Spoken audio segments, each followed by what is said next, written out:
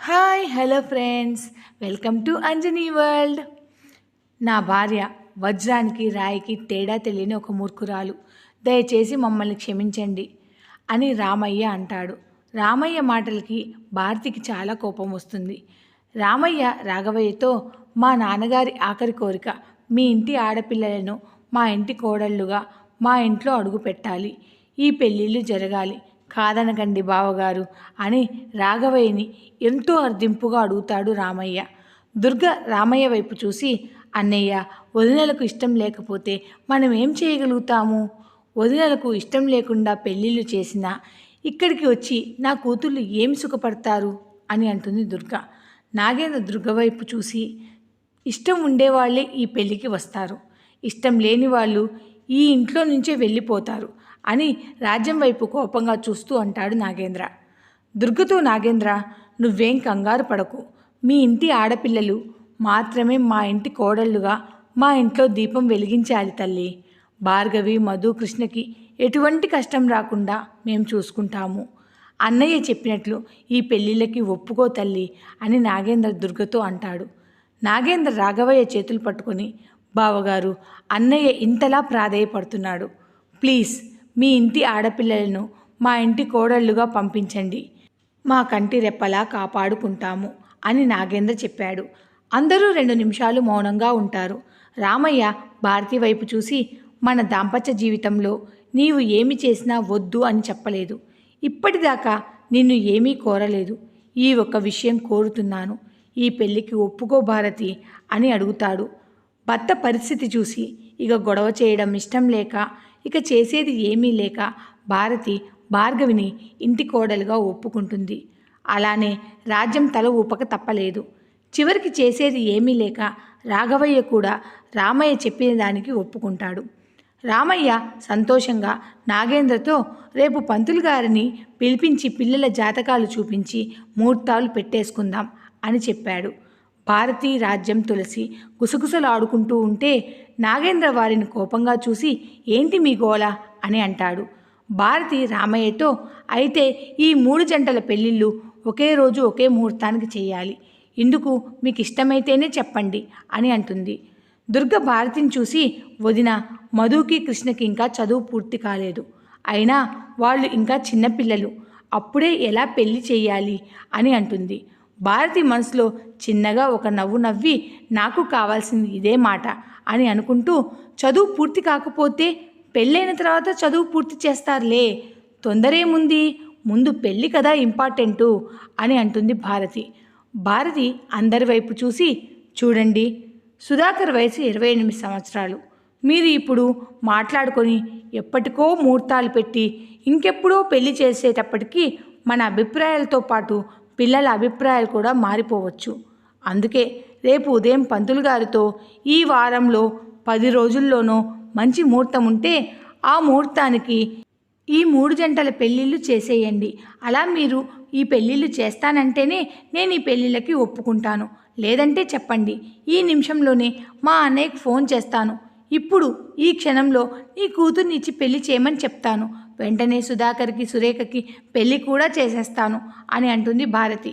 భారతి మాటలకి రాజ్యం, శభాషక్క, భలే చెప్పావు, ఇప్పుడు చూస్తా ఈ పెళ్ళిళ్ళు ఎలా జరుగుతాయో అని మనసులో అనుకుంటుంది రాజ్యం.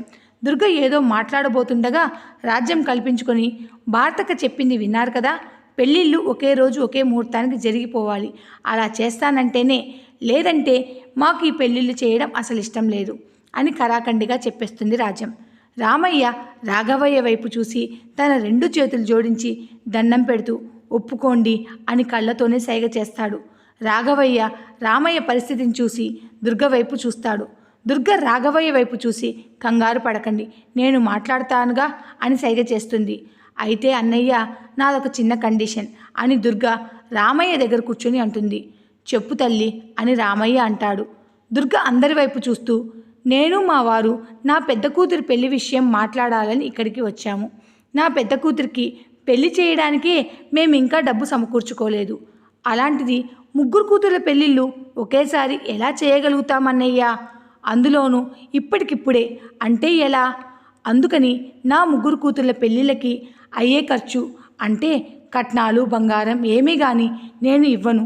నా 3 కూతుళ్ళ పెళ్ళిళ్ళకి ఒకేసారి జరపాలి అంటున్నారు కాబట్టి పెళ్లి ఖర్చు కూడా మీరే పెట్టుకోవాలి అంటుంది దుర్గ. దుర్గ మాటలకి తల కొట్టుకుంటాడు రాఘవయ్య. భారతి రాజ్యం మొహమొహాలు చూసుకుంటారు. రాజ్యం దుర్గ వైపు చూసి, ఇదెక్కడి విడ్డూరం తల్లి, నీ పిల్లల్ని చేసుకోవడమే ఎక్కువ అనుకుంటే కట్నం బంగారం ఇవ్వకపోగా ఆ పెళ్లి ఖర్చు కూడా మానెత్తినే పెట్టావా?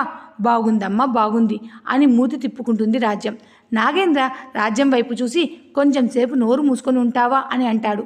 రాఘవయ్యకి దుర్గ తీసుకున్న నిర్ణయం అసలు నచ్చలేదు.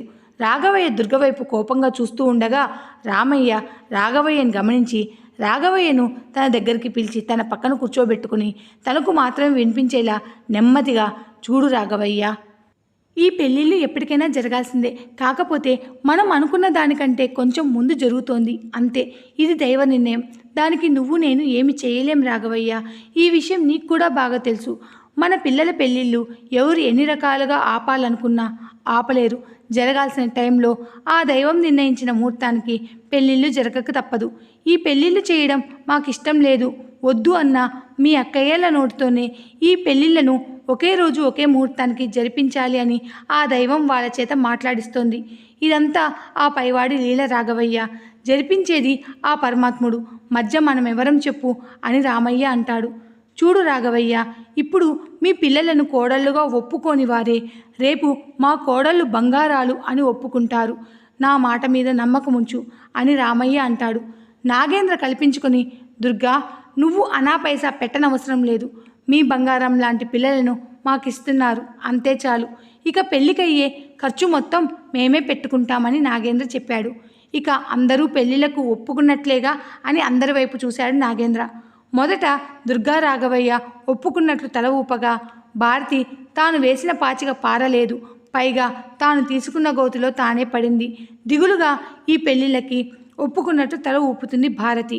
దుర్గ పిసినారితనం చూసి రాజ్యానికి భారతికి చాలానే కోపం వచ్చినా ఏమీ చెయ్యలేక నోరు మూసుకొని ఉన్నారు.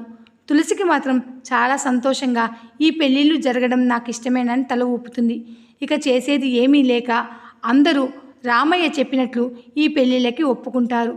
అలా ఆ రాత్రి గడుస్తుంది. ఆ రాత్రి పెళ్ళిళ్ళ విషయంలో పెద్దవాళ్ళు ఏ నిర్ణయం తీసుకుంటారోనని టెన్షన్తో భార్గవి ఆ రాత్రి నిద్రపోలేదు. పెద్దవాళ్ళకి తప్ప రాత్రి జరిగిన విషయం ఇంట్లో ఎవరికీ తెలియదు. అందరికన్నా పెద్దవాడు సుధాకర్. సుధాకర్ కన్నా సంవత్సరం చిన్నవాడు ఆదిత్య. ఆదిత్య కన్నా 2 సంవత్సరాలు చిన్నవారు భాస్కర్ చంద్ర ప్రతాప్. భాస్కర్ చంద్ర ప్రతాప్ ఒకే ఏజ్ వారు. వారికన్నా 1 సంవత్సరం చిన్నవాడు రాజా. ఈ కథ మీకు నచ్చితే please like, share and subscribe. Thanks for watching.